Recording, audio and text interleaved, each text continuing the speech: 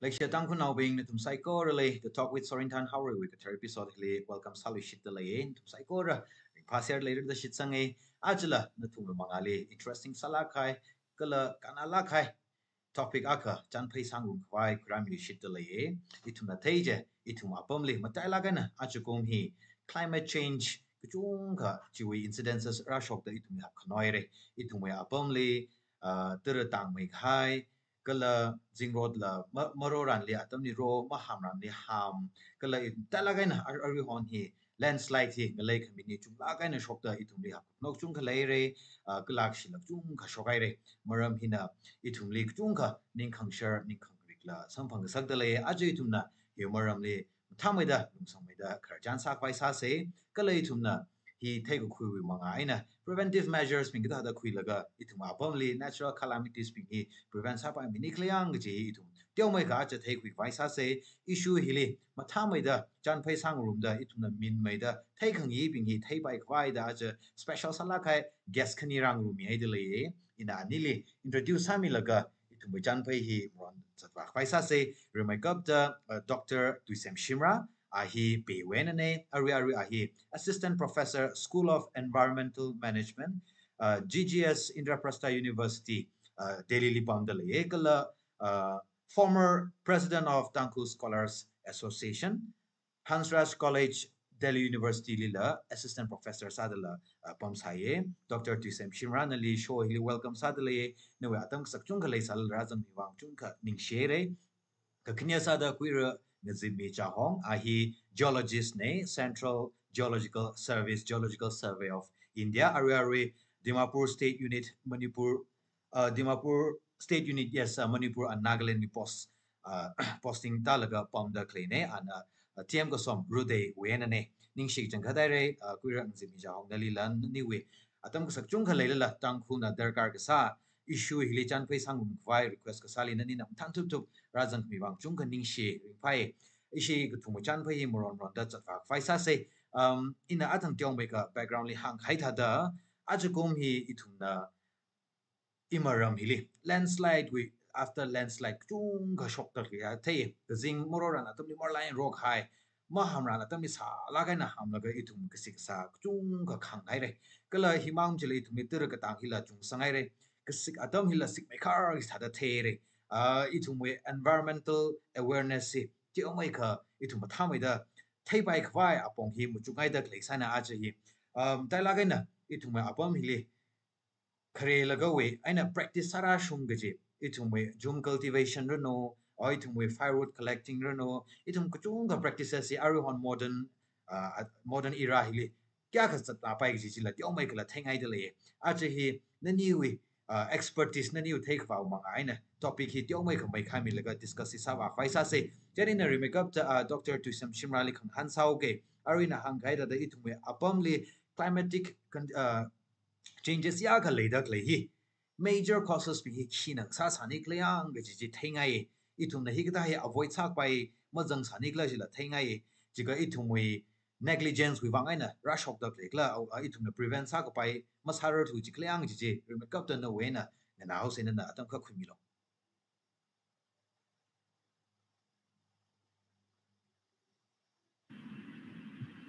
ni share soin than hore này ta da tam mi la ga ta la kha hai topic hi a je yo ri li thum na tiêu mai kha tam khui khai ji share sa hawai ra the opportunity mi lo ni she climate change ku ji maram ni a je na mi khai topic hi tiêu mai he na nga ye climate change hi global phenomenon hi ti thum ya pram le mang maning mane ka he oh he got only zatakli itum na cha jing je global warming one of the aspects of climate change he leadele itum wele ma itum na climate change shok saktakli chungda contribute musamani especially itum tribals indigenous people or mountainous community keeping he work jungga contribute musamani shok musako ka sazu make up with dia itum bali affects how much climate change he causes chili na khang thada khangan thada causes hi ko chunga le multifaceted causes ma global level li ithum use of fossil fuels he one of the main culprits for climate change he later fossil fuels ithum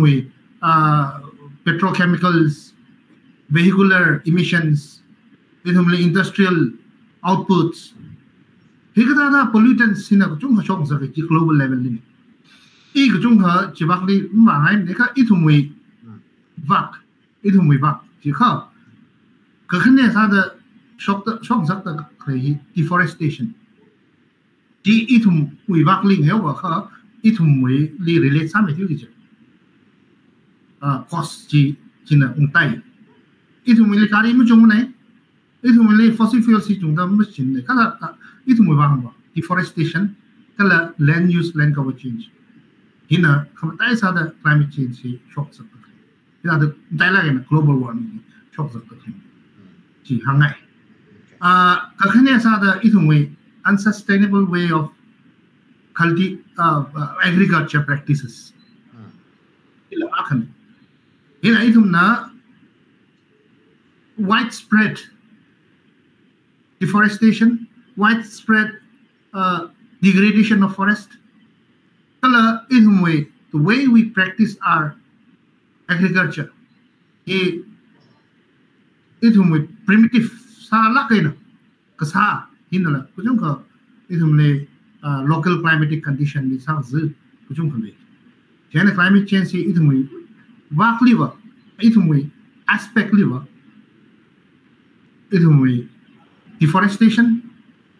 kala agricultural expansion hina untai sa da shock sa da chi hangai okay ning shi jangare doctor itum chan pai hi moron wonder was in the hanura salwi ke arwi ji te omai ka itum discussion sa pai mai five foundation nam thalai han mi kai shin share ina main similarly ungai de le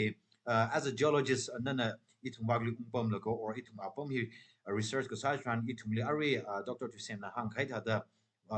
one of the major causes is deforestation na sadale itum agriculture practices la na sadale hi khani hi la jang laga or ka tei la malai sa nikla kala achugum hi matala kan itum apam le landslide ku chung shock tak le hi itum we apam we ngalei hi na la sa sa la or itum na arwi climate change itum le apam hi le kya ka chakshidara lak tak le dok sila kha thainga ye laga ka hang tha da itum we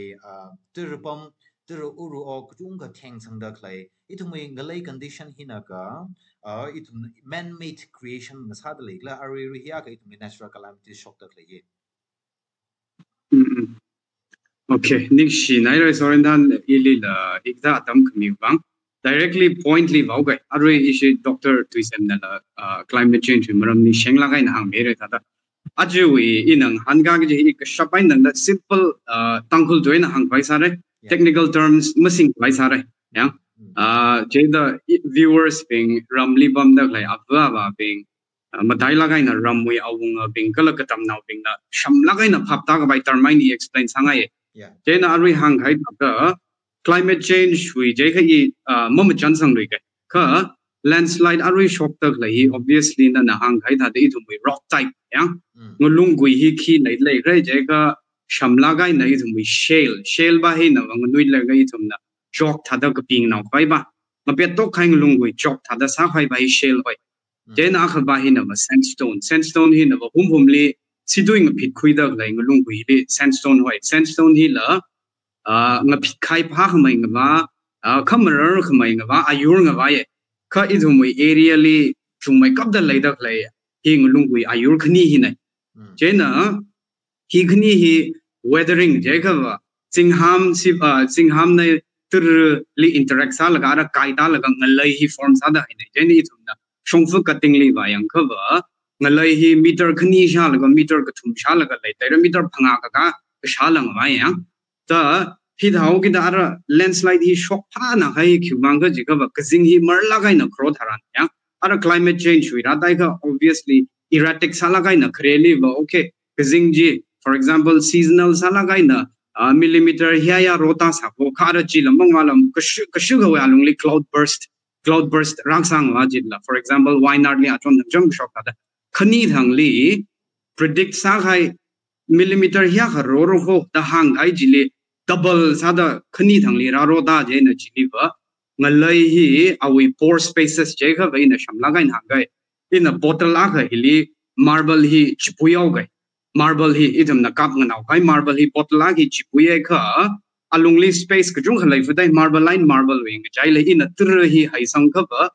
at least 200 ml 300 ml tur ba changbai fu ye jita marble wi ang jai hili or in a tur majil la marble wi ang jai hili sugar hai sang kha ba sugar hi ka jung kha baura sugar hai sang kha dili machila hai sang bai fu gi no space hi lai da hai na chi chap china I thu mu yaring ngalei lai da lai hili pore spaces akhur lai da lai yara kjing hi na raj pui da hai no kjing hi na atam ka shu khwa longli marna raj pui ga me ga wa arang lung gu ya khai nang lung gu ya ka ngalung tha ka te te naw ji khang go nap ngai ji na hili cohesion hoi wa nap laga pam ngai hili kha tir hi razang laga ra awi ang jai hili tir razang laga pressure hi mi sho ga gi da lai pa atha khani wi jai hili pressure hi mi jai nang nai po khai na tir raj pui mi khai na ta hida laga space ka dong hi chi pu yaw kjing ji thai da fu jen ji liwa lastly support ma saram the road landslide hi ku shok no ka matai la gai na ran na hang kai da I thum na landslide hi natural cause ka anthropogenic I thum mi kumo na shok khang sak lai ji hi natural cause shi ja I thum hi kharang hong let's say chatrik hong li landslide chokai ri je ki ba nam them re I will not even bother na la bother sam re la bother sam re ki bang ga ji ka ishi shimli luili sa zhe khai maning ne ka shongfu sa zao mi wi shim sa zao ge de thum na concern hi khra na ji ta chi thau ge da anthropogenic I thum wi ra tai ka ba shongfu cutting hi ma tai la ga na response marama kha lai da kan ki bang ga ji ka I thum wi slope hi da lai ta maning slope hi lai da lai hili shongfu ka ta dry ka ba atung li lai da lai ngalai ngulung gui bing hi ngphong bam khai no ara hi stable sa da pam gai ka ba tatung ka ba stable sat la inang walk ka kha I hing laising li ta hi khubang ga ji ga stable side ang laising li yarui pam da hai mong phong bai nei ji da chi chap china technical term in hang sai ji ga arui wi to hoi o I thum wi phai ton phai mreng da ta phai mreng ding hi ka tat me ga ba apsa hi tatung phlung gi ji ta hai no chena I thum wi phai mreng pam hi ka tat ta mi khai hi li retaining wall lam thadam sem ra thu ra yang retain support system hi ma thadam mi thu ji nai for example grouting sa khan lim sa thu ra chena anchoring sa khan lim sa thu ra amai hi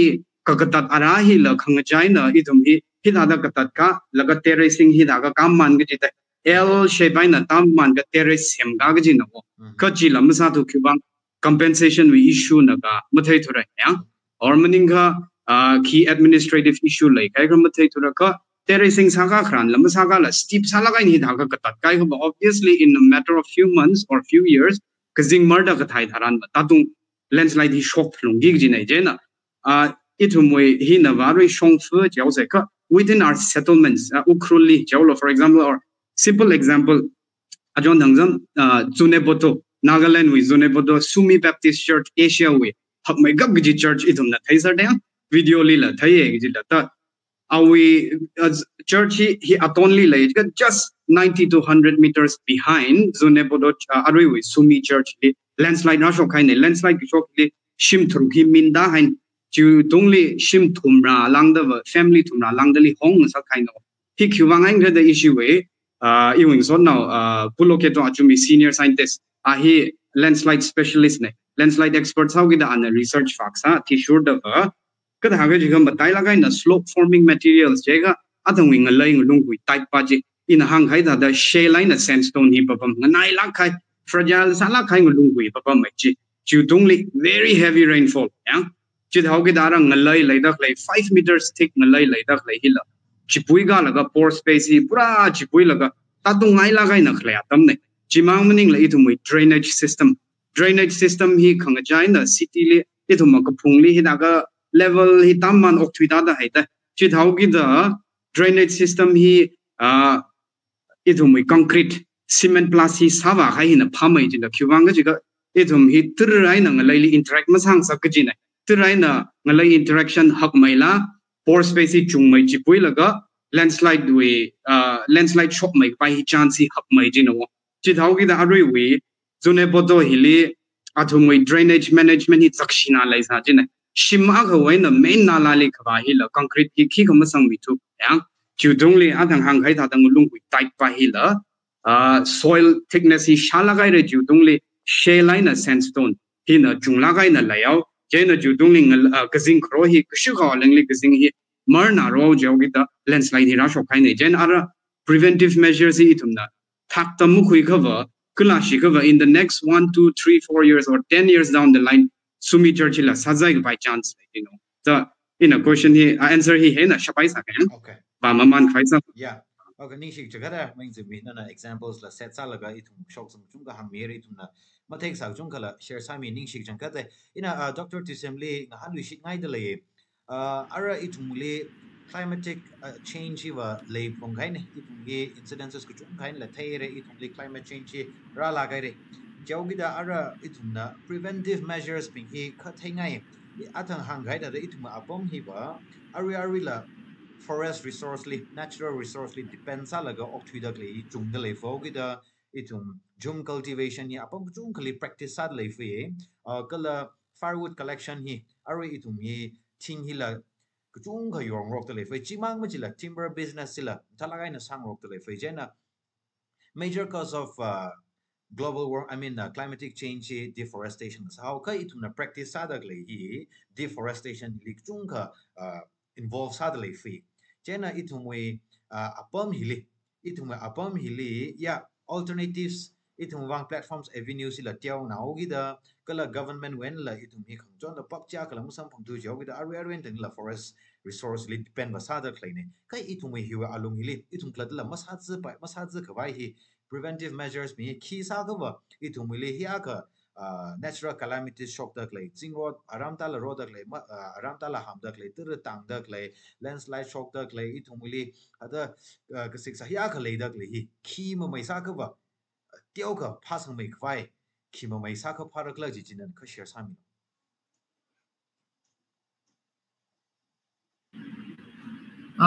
athang hangula deforestation usually time in the tiêu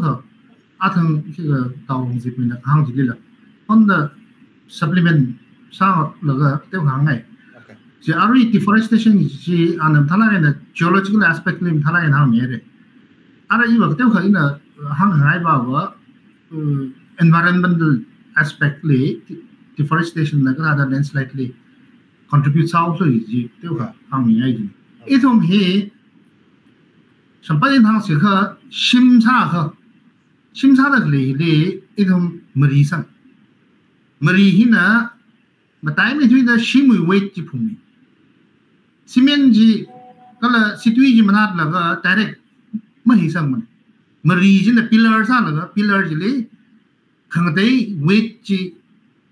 le khanga la ko tong che na skeleton ba mari pillar yan ho phum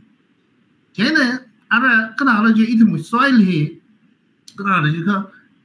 idum deforestation side ara Thingrong le sure Thingrong hi na marine Thingrong we roots he we angyu hi na marine ha da soil wing le ngalei ji le pain sa la ga chena marang sak ta ni ara ma Thingrong ji ka ta sa re ra Thingrong ka hak lam le thura thana ai na establish sa la ga Thingrong root system thana in develop sa laga claim le sura ara ji thai ga ara thing china ara soil jili bain sang sak thuda mam rang sak thuda idu shin ka semli mari mak sang thada jang ara ma jing khro adam li ara khai hang nei thada khi ga ko to ma ngi ku ju ta wi la ra ji the main thada idu environmental aspect le ba thing ro ma khle hina are ngalei ji mamrang sap thu ji ngalei ji a khai na ka hold fast sang rock ji encourage system ji mele thu ji pain sa la mele sap thu ji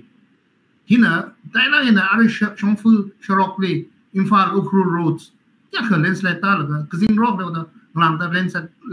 landslide ta la ka ya ni chot sang ba ji wang te ko erosion wi maram le te wa ta sa okay ara isum the climate change le isum my hili itum shifting agriculture itum chum system ari itum le hanglui sa le hili chong ga tipe chang rok le over the chong kana hili study le sai research le sai kala hiwi maramli tipe cha la ga kana mathai je ga kana mam tham ni ta ara in hang ngai ba ba itum chum system he shifting agriculture system he we cannot do away with our chum system at once. Kiva idumli rana idumli yarda hai idumli ngalei physical features of our land idumli hill area hiliwa idumli hanglui sa ka ring hwai mle la ka hanglui sa la ka ring rungi tau ga da ara idum hanglui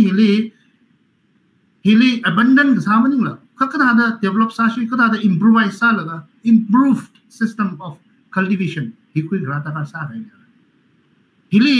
chum system ni na chiwi merits and demerits la hangzi ja sang ka ba ra kai na aka ni ta merits ji ang ha chum system hili over between are recognize some manda klei ne kala even UNDP we system le even itum indigenous way of practicing shifting agriculture is sustainable the hang mi da klei itum indigenous knowledge ki yusa la chum system he chum agriculture he practice sahi he cannot the recognize kala appreciate sa hai bai akhana kigla jika itumna chum system with biodiversity conservation he chuila hai sala ina arunachal pradesh ka thale kiga research side kala manipur le sa de in just single chum field in single dhara ahangluya hali 37 crops in the record side arunachal pradesh the same way in William Monte Samre crop diversity he chui tangin de khri kina ha isumna khangte system monoculture liwa ha na just one crop or two crops he had he ring laga chain of the chain crop diversity crop conservation biodiversity conservation hili tara in the chum system shifting agriculture hin chon da khri ka khane na isumna hanglui ling sang da le isum hat khui da le very nutritious crops ma isum ngalei hi chemical fertilizers mu samane chimang ning la isum ni tru wi shuruk la muchung ne bramba ba hi le re sau ga da red soil sau ga da kala tru retention lam le ju da our crops chu ana mi da le hi tru wi shuruk chung ne chena Hikata diversity lang high hili no way iwi health system le nutrition le any crop hina fully nutritious sa hai bang nutritional aspect elements vitamins ko tong hi crop a hali sam bang fruits jaw no single fruit will provide the complete nutrition to human being jena variety of fruits variety of crops in our agriculture system, hina isumle pusakam tha kami hi. Yes, nevertheless, isumwe shifting agriculture hi chung ga ara over three isumwe nila matai sang mana da kala isumba ngalei hi finite da ngalei hi ma sang bai kami wa chung sang da da hili ara ka da address saur per capita availability of land hi teu sang hai mi abu shuru ke teu sang hai daga ka da oshi the adam ne ara daga there is only the only one way that we can practice or continue to practice is improvisation of shifting agriculture practices di daga sa hai isumli soil conservation practice di daga sa hai soil conservation di daga sa maram baba shifting agriculture li hina kada attack sa la kada shifting agriculture li debate li oppose sa dak le hina dialogue na hi soil conservation li sajila iwa aga shida cultivate sajina soil ji mobile sang samawa soil ji ara stable sang sakli mene jena ji ko dong soil ji asham kazing growth amli idumwe soil nutrients bi ji ko dong kuitwe da soil related kala hina la kakane na are trees, plants, vegetation. He are katataw da China soil erosion chungmeaw kala China are ultimately itumli ki landslide tha show hin. Akan soil conservation kakane na retention of crops, retention of trees, retention of vegetation. Hita sa hin. Idum na ka tong hau chuk hau ta laga practice sa le hi sadam sa bai li ji. Idum na agroforestry ba leng laga modify sa bai ji sao gi ji. Agroforestry means practicing forestry along with agriculture at the same spot, at the same field, at the same area. Ili later hin. Idum ni ogotuina ari kiga appreciate sa le hi Nagaland le chikha practice sai. Idum laga itum la mo dem itum le kuchung ka study sa me itum pan le. Dala na soil nutrients mix, fertilizers kuchung ka le itum me whiting for example. Whiting in nitrogen fixing species. He nodules samla nitrogen fixing nitrogen hiba idum agricultural level. He takasa me three je akhme. Divinus nitrogen he athum the fertilizer sa da ka chemical nitrogen ji spray sa la sa da khine idum natural and some like nitrogen me hi katha idum vegetation hi retain sa la idum shifting agriculture hi practice sa ta ka sa soil wiwangai na burn system sa pai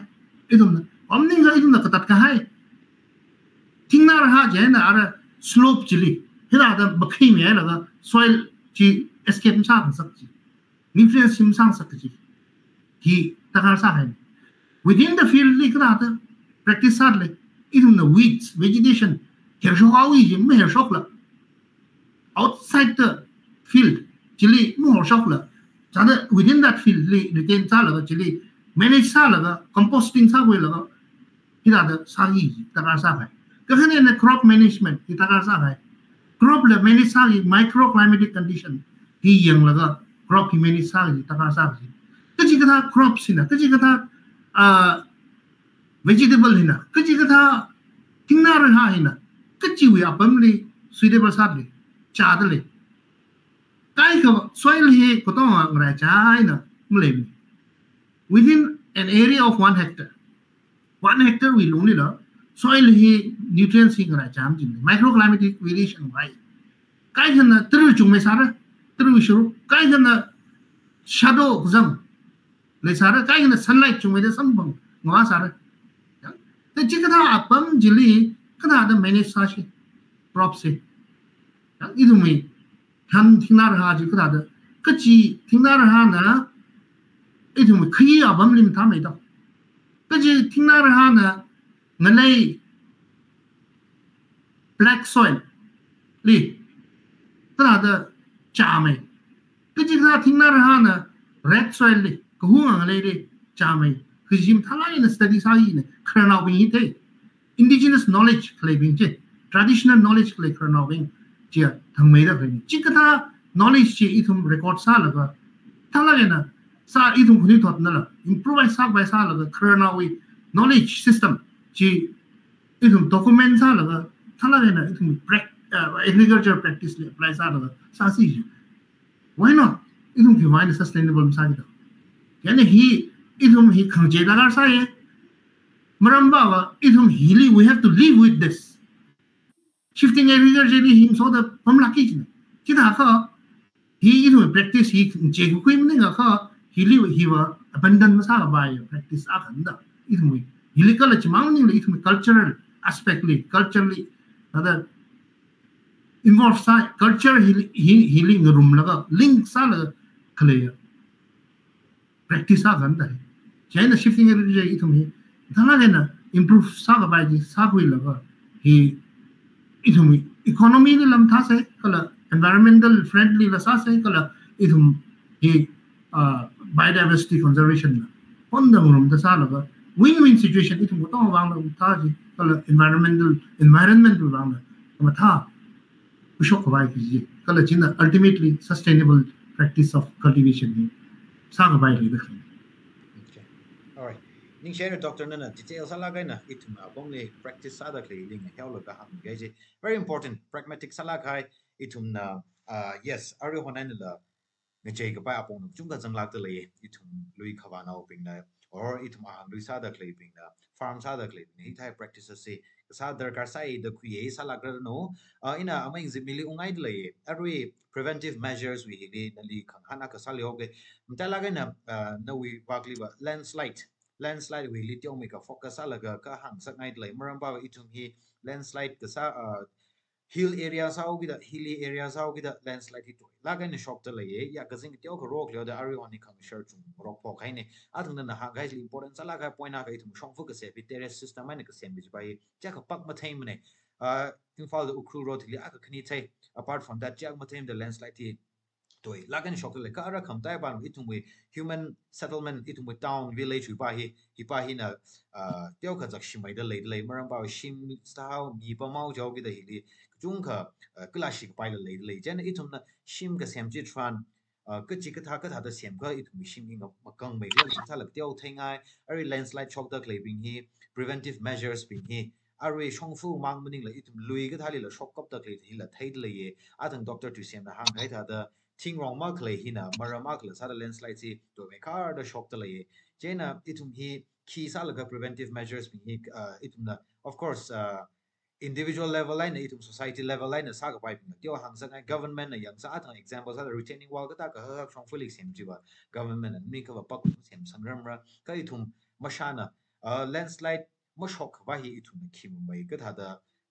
precautions being equipped by clerk ji tiong ka share samilo kala ya jiu mang ning la itum na broad salang exactly climatic condition itum climate change shock da la preventive measures being no shong la point aka khni le ga chi la ka mention samilo okay questions points being je khachung da lai ka in are doctor pisem na hang hai ji le machan sang ngai point khani khlai no deforestation are doctor hang hai da angayung iwa structure a hui framework ji angyung na sa khai na ra ngalei hi marang sa kai ji ka angyung hi je da hang khai da angyung hi athum na study sa thi sure da angyung hi for example awi radius jau sai Thingrong a hui surrounding manga khunu wi ya awi radius hi mongma ji fit thara hi na angyung chap ta lai ja ka an tur mazim bishop hi 3 times ja ka 30 feet ya fit thumra hen dong da witur hi ana mazim khoi shap chine ta ji mazim khoi laga ngalei hi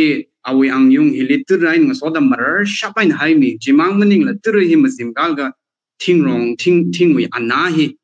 he na ana transpiration ya evapotranspiration no hi la sang sak da hai chi dau gi da apong chung ghali ithum wi overflow of water kazing mar na ro hai tharan la tur hi system je na khushok mi hi Thingrong hi chung jon lai ko Then I'll get back to chuming cultivation hi phalak lam na ka jil la ung da kai kachi point na hale Then ka khaneli kazing hi mar na da maro la tiao mai ka pro tharan la awi canopy jaw re thing na ha aphang lai dak lai hi na kazing hi ngalai li mata ba ing sang dai thing na plus aphang jili lai la evaporate sa tho manir wan thui khai na ta hi na la idum we ngalai hi li unnecessarily tur ka chi pui hi ma lai sab chin na chai da apong jung khali deforestation ka sahi idum bang sak jung halai jin landslide ira tai ka kha adang doctor na hang tha juming cultivation ba hi idum bang sustainable sai ji hila inam idum we ecologist bing khamorain la sha hai ne athum na hang hi sustainable ka sa method of survival hi phai ka indigenous community hi na top ta sho na we ji akha hi lai ji na indigenous community bing ya ta chi thau gi da Thingrong ka da sa la pa ye ka ara land use hi ka da sara one sidely land use hi juming cultivation side still juming cultivation li va thingna ha plan sa da hai ta chi thau gi da still that is okay plus in a rampho laga zat khai ba hi I'm going to leave that for chingum phanga thara thada phanga aroi nagaland li na khram ga zali ba 15 years adu mi rampho khai ngala him sa zam ne and then apama khali wa sa laga after 15 years in a rui ba khai ba hi hanung gi ne chi thau gi da atam hi cha lagai na mi laga han khung nei chi thau gi da chuming cultivation hi sajek de ila support na sam rakha landslidely related land use ratai kha idumwe ara adang hang da shongfu hi amai hili katat laga siam right chutung le ara amai hili terracing hi sa laga khai kai dak lai for example ajon dangjam hi jupja da nagalani apama lai ta landslide shock khai no jen ka tha ai ga da ba khiang li bara amai hili khai kai phai pukri hi ka thum mati lai sa yang chimang maning la terrace cultivation idhumwe ngara lui trjang laga lui kha ba hi la chung lai sau chutung le landslide shock laga bomda hai le lara drainage system ni adang hang hai da aja laghuena leira khai drainage idhumwe nala or kongra now chibaji mang maning la ara kongra kathar hi Thingrong ka tatasa rai da original kongra ji mang maning la khangatai nature rai na kan la ka kizingmar na roi da kongra kathar hi form sa la ka chung khalongai da ngalei hi tru na chikwe da kwari la sashan lui yang ara land use li sak zi khangho number 1 hi shongfung lemjang li kata dai dai number 2 li amai wa khile khai turung la ga bam da khlai pukri ku thumati la yai da yang number 3 chili arwe we kwari atung song hi shongfu lai khwai we atung 500 meters atung hili kwari hi chung khalai yai da yang kwari jimang maning la we terrace cultivation hi sal ga tur hi rung la ga bam da ta jai ga land using ngui khai no yang zooming cultivation land using ngui da ima hamra ka idhum ya ri land use tur rung sak da klai ot sak ping hi sai re kwari hi sal ga ajon hangjam gazi phungli min da hai kwari ngalai akhurji ko chok ka ba atung ba hi ga da dang phong pom bra yang tur ji gui ra ba ta tung au den da ta hi land use ling ngui da hai ne jen adan ne na hang da idhum na idhum settlement li construction hi ga da sara ga ji he ratai re je ka ba shim hi atungli ka bamba hi nari sem du bai re je ka atsingli crafting ba hi retaining wall plus drainage system hi emphasis alagai na mingi drainage system hi adang hang khai da concrete daina sawa laga main drainage pa jili ba chang khang sak pai nala jili yang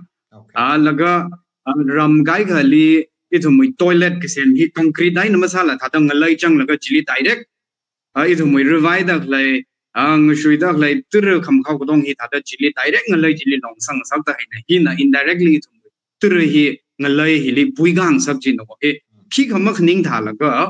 over a span of many years plus shim khnik to mangnim dai shim amaya ga hili shim sham di shap nga lai ka toilet sham di shap nga wi tur drainage thada maintain mak sa wi tur retaining wall thada mak sa wi ngalai min gishan ka da hang ro stable masala ka pamui pressure akhal lai food le idhumui living space radai khawa azingli ka pumping retaining wall thadak sem himam lai se jena ka khnieli drainage him thalagai na maintain sap longra drainage maintain bisahila main drainage nala lai dak lai li ka tong hi divert sal ga chili long sab khwai sap longra ji ishin recommendation hi mi ye ka chung ga jali research fak sadharan ajon dangwe in adang hang khai da church sumi church vi pashi la tu ni drainage system ni main sak zana da jena ji a khai da jena ara remedial measures or itum na proactive sakharan ba hina ba ajon hangjam ukhuli issue we infant ground ni shaida sangar da sinking yang subsidence lai ji no then infant ground no in a young shock back la office itum we kji weaving ba shi we office side chiu area hi la shaida sangai ra aina bama khni shai hi la yaugi da inang sonau kai khili cha hui la chon da shi dc li complain hi phat mi kaulo khiwang la jiga nodal officer on landslides or for landslide India live geological survey of India department in a nodal agency nodal officer ne chi haugi da any landslide issue like real administration through deputy commissioner or through idhumi adci na la letter rai kha wa ishina mi ji hoshok laga assessment hi samik jine ta hidaga public being hi proactive sang sangai ngalai khungkun thai kasai khi khamsa lam bombai de proactive sam lung ge in a khi sar mak thai tharan tangwi german ling san sai tangwi german na lam thai thula level ji adc lagang san sai adc lang san sai chi dai ga ka aju video hi khangje khaina thanks of naiva nodal agency hi geological survey of India ne kala ishili approach sara jiga through DC or through ADC or through MLA la ba ka serving MLAs la ba ya tu moina rakha issue itu request entertain samire ya ji akha proactive measures hi chi like thai plong rai jena arui we akhanava shongfu gsem tharan kapung hi wai nang lai hi kot khui laga amaya khaki dam sa ta momishong yang itumi va hair khwaim lain da hi va ki dam sa laga shongfu hi roller aina round tharam roller hi tan mag thumra hi na round tharam ga zat miaw dang lai hi mar khai maning kha thada round tharam ga zat khai wi thili mararai rai da concrete idum we kido koila hi hamra hai nei ta kha hi arana na maram bak mau maram bak ba khang lai hi makhai ku fulaga gari thau kala subsidence lai khai ji mathai do no thumithum we concrete hi thuk changai ga lai au dai sorry concrete meaning la tar ba hi thuk jang la ga shongfu hi makhai ku fu khai hi khwang da mathala kai na compact ma sarang ge compact ma sarang ge jing lai hi athum na shongfu ham shan khai chi thai ga idum public na ba ngalai hi mam rang rai na thum hi ma sa lo sai ge ji yang sang mi ngi yi ji no idum proactive ka sa ka kli ga chung ga lai au yang land use hi da sang yi ge hili scientist bing mang na thai ba ning na yo amai hili okay bukrim sa sai lui him sa sai shongfu azing li ga da dai retaining on ma lai na chi thai ga idum hi tha sai ji any common sense lai bing hin apning shok pa ye shongfu ngalai kotal ga herta khai ji concrete ham rai da hi lasting sam rai ji itum phning ma pai yang jen proactiveness ili administration ni complaint ni sang thai phung rek pa hi la kha hang sangai itum ba na ba okay shongfu sem ji sorin than na sem awi ta as ik don da i alim hangai na bai bai she o da ajam ga pha vre shiwi rin ma kai na complaint za dang kho nau da shimmin ari shok wauli iram le lambuiling lai min da he ma sang la shimmin nau da jen ajon dang la ka thok ka tam nau long na complaint mi sangai rek jit ta ara ka thok ka tam nau long ai no ukhul le complaint issue department ni ra pai khreo emergency basis ai ni shin da shop pai no he je da thang khai da da we drainage system land use ni check sa se jen proactiveness pa hi lai phung re kla shi da landslide shogai laga administration ne action thak ta mu khoi du ka ngalai min khai abam hi le thum na ka hathing hi ngalai min khai for example 5 feet shy jega ka hathing feet shini jati shun sangai bai directly perpendicular ngalai nga pet le ga shun sangai bai e or maning ka tarpaulin hi ham shanai bai tir ma ji jang sam re yang jena shun fu siam da le ga retaining wall ka siam hi yang sang sai retaining wall ka siam tharan pipe ji hi da ga ma thayar do retaining wall se mai ka pipe ji hi da dak shok yang pipe ji hi da protrude sa la ga le da chi ka ji sang ga ma jang ji hi la itum na check sara ne itum public ak sa da contractor wali la hang bai shon ne yang chen chi ka pipe ji ka jang ji khiwang ga ji ga ngalai hi tru chi pui khai tharan outlet ka phanda outlet hi itum bi pipe hi mi ji no maning ga ram retaining wall se kai ta lo ji no yang thik da hi je na retaining wall or slope cut sa hai dili pora meshi ham laga thayel la pain yang pora meshi la phat administration na raham mi ji ne chimang ning ne pora mesh we angachai hili vetiver grass ta ai thumoi lemon grass mongai na khalai hi thai lingsang sak ji no ji dai ga angyung hi na tur hi hol sang lai hi marang sak ta thik da basic things hi ba itum public hi thai ngi scientist bing mang nam thai bai ne lai tam khui khai bing mang nam thai bai ne ya ri hi hang sak ngai na chena yes landslide prone sa dak le area level okay atung ajing mak landslide chu bai re da atung mak pa hi jo building rik la khai hi ma sem sai administration na hi nai da ma hang rang ka building ka ho kha ki ma sem ka sai ji khai le chu pap tang yi ji ka arui landslide ma shok la 5 years down the line shok la isolation kam tha saving zingum thraram ku sal ga proravan shim sem ga kya kham bin dai ra ta kum la the past few years tik min dai re hi itum na future ma pning khwa wa ngai no yang landslide prone sala khai area le laga itum area hi high susceptibility zone li changda hai no itum area hi high susceptibility medium susceptibility low susceptibility da khai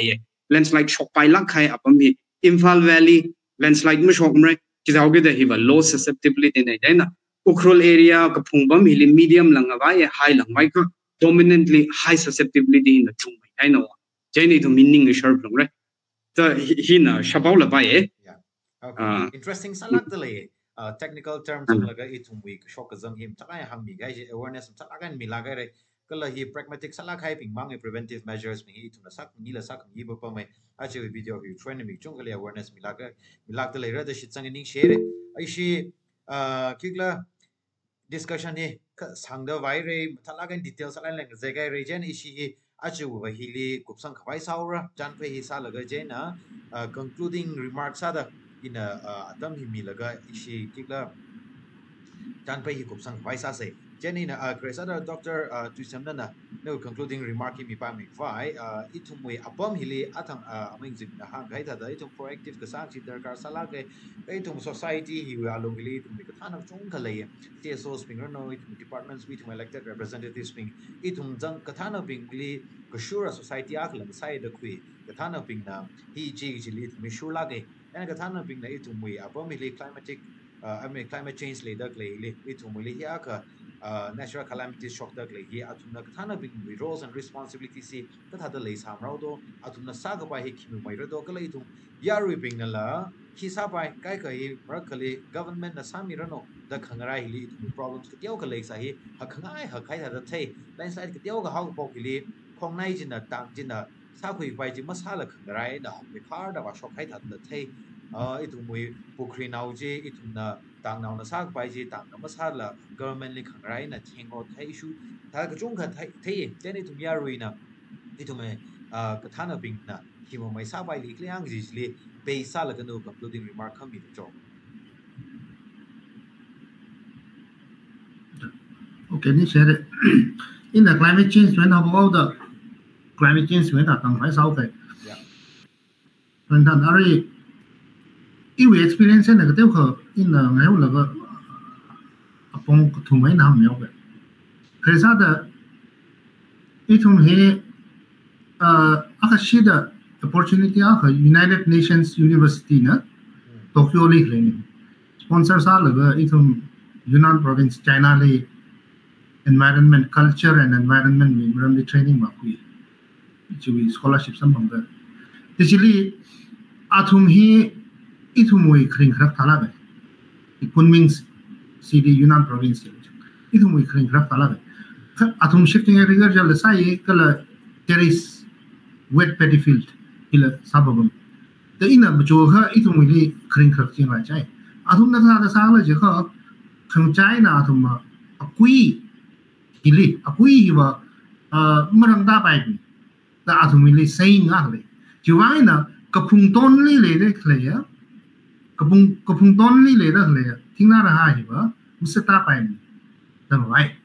atum li jena kapung aton li le da le thing na ra ha je tala ni na conserve sai pa na touch musam ka khane na streams ara kapung li pamau da kapung wi ngalei topography ji kapung sa da ara kongra na bin ta bin ji kongra wi the side left right both sides li border le meter makutumra with distance later le slopes area bin ji atum vegetation ji sa da musa that ni jina kana la ji jina veins ni ja tum nang da itum wi veins ga thing ne sa wi thing ne ni jena hui la marang da bai ne jena thing ne le mak ta bai ni da atum wi saying ji sa da traditional knowledge a ha na sa da base sa la ba ji ga ta jin na itum le ecology li itum wi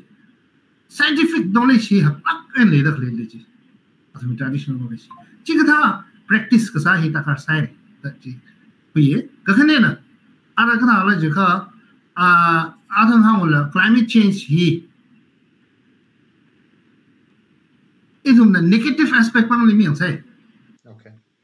no question the last one on now the leaders being role okay climate change is a kashiwi pak mang li mi sai he will affect he ko tong li uniform sam la chai na ma zung tai le kana la yeah global warming let's take example of global warming tai li tina tree line snow melt sa sa tina ra mo for by le dakle snow cover sa la le dakle na melt sa ko da asumui area ji le ara tina ra ha la for gai jin hai la ga athe ara le chungme da link kui bai gai la khang chai na kasik apam li wa global warming hina kate o temperature su chai ga maring ga sa malai ga sa ma for ga sa athe ara ga tung ga ung li bai la ga warm climate condition hi liwa ku chunga hi athe ara hi fruits hi chili linkui ken benefit hi la labor bam ji che itum ba we climate change hi itum ya pang ni mle ne mitigation wa itum na ngara rim nim ne adaptation ji ga kata da climate change khale hi le itum marine lifestyle hi nge la ga itum way of practicing our agriculture hi la kata da nge hui la ga itum livelihood le itum karin correctly ta da kanang sa krusla ji che pa di itum opportunity akha hui la advantage hui wa sai le maramba agriculture period hi warmer temperature ji tui kaka adabli ba agriculture period hi sang meaw de longer period of growing season hi leaw de chili na chungmei da na lingku bai ai de crop varieties malai ka sa chung ha are yang mo itumle passion fruits avocado tang ki hom tang ko chung le da ne naspati pear peach ujung le melons different type of melons itumle melons ko chung hal ngalei hilara lingui bai kai le da khre ni jena climate change li hi ga tha opportunity hi kui vai sa ni milder winter here mild sa mai wi chi thran ni heating in leo ga da itumle chung mai da khi ga sau gi ji electricity li chung mai da depend sa gi ji way of our constructing our houses ila takar sa hai itumwe shim ka sem he aram thami da sem la teu mai da mai require itum kitchen system hi develop sa gi ji jina ga teu mai da thing hi teu mai da regra ka lum mai sa ji technology use sa gi technology gal advancement ta takar sa jena hi ka opportunity hi itum hi kheng takar sa ka thana bin road hi le ka thana kala thangkhamai ka them bin we knowledge hi takar sa shun thani policy hi khangche takar sa itum le reserve area dalei rakhle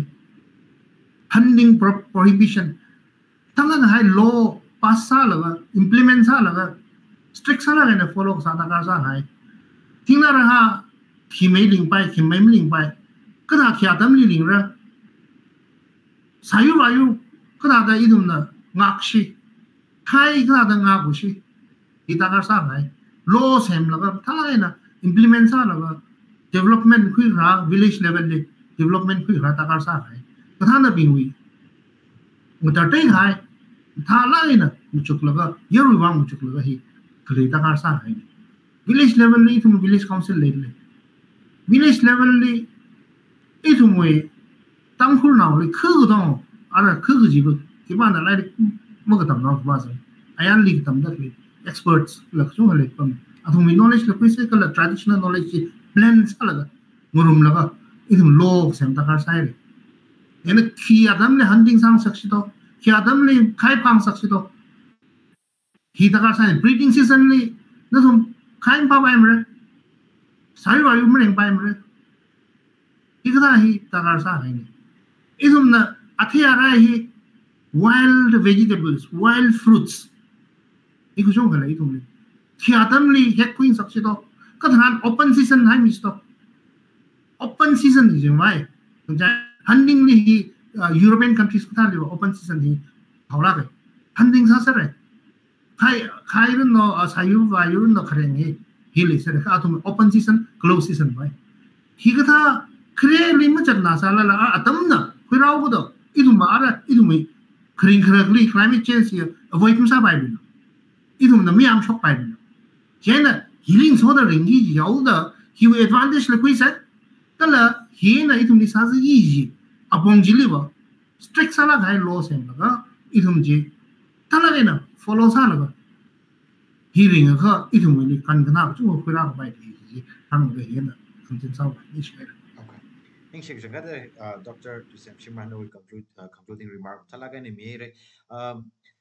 Moing zimili la no concluding remark mi khwai request sad la atmna na hangkhai chili sun laga aruhi hangsangai jini itumui proactiveness ya chimak le chung da thai arui Dr. Tusem na hang hai tha da itumi village level no town level no itum tangkul society as a whole no itumi ka thana ping roles and responsibilities ko chung khale le re hik thalim tham ida yang sang bai khwai itumi hiwak bai li examples are the issue itumi long now bing da than la ga hiwi area healing leng khun da le scientific research sa se gi wi sa da le hada cha ka mathai ma shamane or deforestation hi hada le da le itum ka hada matha mai da itum hi prevent sa se precaution ku se gi chi cham the ka kai kana ya tree plantation ku ga thai project chik tha je kham tha khani da it hada area we condition situation hi yang la ga khima mai thana bi hina than ga sa kala ya ri bi na ke chi chau role hi ga da khui la ga itum apang le landslide or itum climate change le da le hi itum li sa ga bai bi ga da prevent sa se gi chi na chili base la ga no concluding remark coming okay Adang in a Wayanad ajon dan Kerala li landslide shock maram hangar da ili maram khani no atum ishi GSI we ne join a country khang dai we mi la jang laga khaba hili finding athishur da 62% of landslide shock vai area hili 62% hi Thingrong ka tat khaina wa deforested yang jena ka khani point li quarry hi la ka chung lai da hai ne ta jega ithum arui ukhulli lai da la hi Kazipungli quarry sadak lahi yang sang ran nai re khare waina tadai thum rock fall landslide la yur jata mai debris dega laiva dai nang lung mix sal ka khlong ji debris flow rock fall lung wi mangai dak dong daranda tada hi yang sang ran ranai ro ko yang jen the Thingrong ling da hai ji la phanai re kha in ma tai la kai na kha hang mai hi arui hi India li landslide shock tak laili 69% hi Western Himalayas, for example, Uttarakhand, Himachal Pradesh, Jammu and Kashmir hi wakpa hi shock ta hai nije. As per statistics, yeah. Northeast lina, all the states combined issue hi percentage thra da khani ka hi mshung lak la da ning yang ka ba mum shung ji khwang ga ji ka ba idhumui side wakpa hi mikum obing hi proactive ma sa thugi da landslide shock sa la news li la publish ma sa mi thu administration la saktam ma khui mi thu da percentage 12 mang nei da like ai ara hin da khira sa jung supply je ka ba scientific advancement je ka ba landslide hi west wak pa hi shock za la gau ge da landslide early warning system da idum hi operationalize side ho ajon thang jam Kalimbong Darjeeling ai na Nilgiri Hills Tamil Nadu le ara early warning system hi operationalize side je ka ba apama khali in area ka for example infant ground we area hi da ba ka pangkoi laga hi apam hili machine install sagji sara jiwi area we singum the past 10 15 20 years 30 years rainfall ji ka thada rat like ji khuisar landslide no khunda hai ji jingum ji da centimeter kya khang khunda like ji hi laga tong ka study sa laga now the issue ukrul area li landslide mo shok pai khai thaga ithum na advance sign hi da saru ko da early warning hang mi khai system hi operationalize side apam khani li India li so issue we percentage 12 mang ai da ithum ka sai hom bam bai ji ithum na administration li walaga landslide early warning system mi ithum we area li lo operationalize sami lo ji hi request mi bai khwanga ji ka in a thum ni arui hi map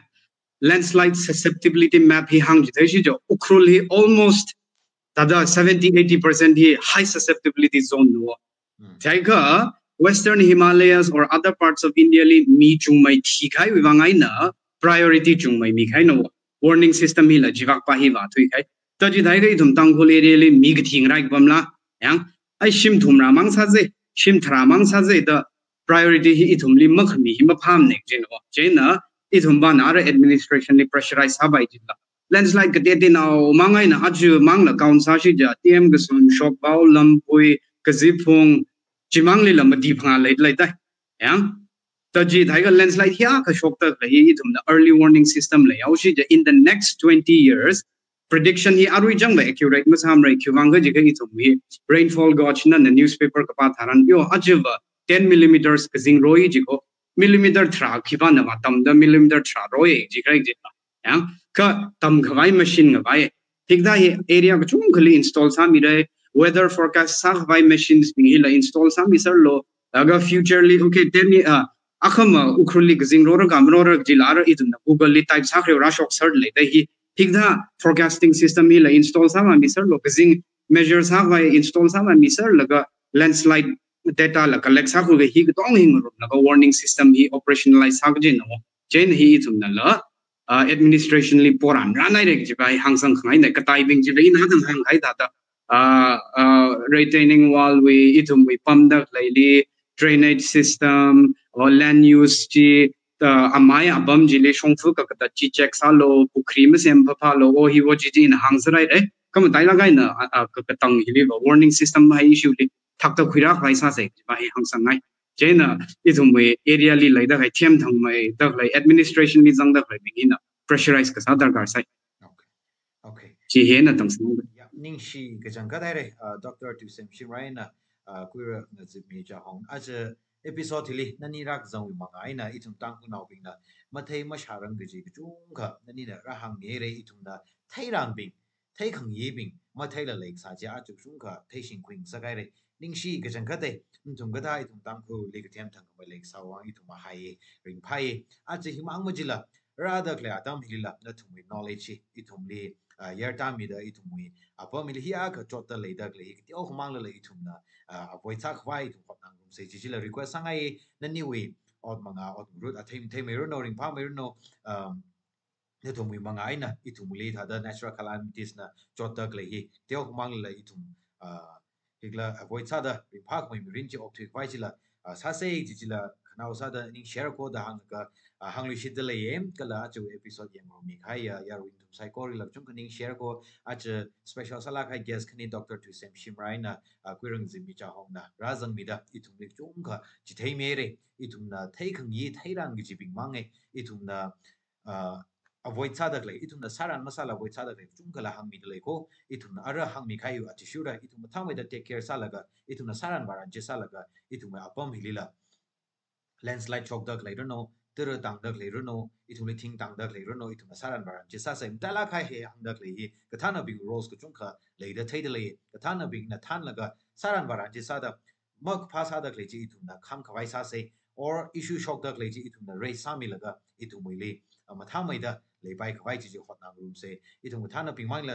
depend ma sa se ya ru bing itum na voice up sa khang yi ji la sa ji la itum ko khayang ga sa laga itum apam hiya kham thala ga le dak le apam tek chi mai na le ga pai apam hi ara khangai ma wo nai re khangai kho ni na ka jing tyo rock le da itum shongfu za ka shi itum na la za ka shi itum le ka mi ni chung nai re kala shat chung nai re athang maing ji bi na hang gai da mi thi khang rai ji hi ma sa ase itum apam li le dak le hi itum avoid chak pai ji sa se shongfu sem mai da sem pa khai ji itum avoid itum kik la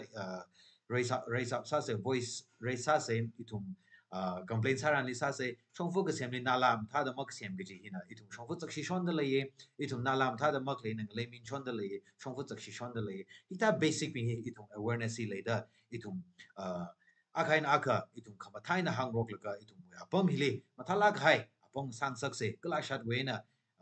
free ga sa ya apong sang sak se ji ki khanau message sa da mi ngai de le itum dole ning share next episode li samang sialo shit se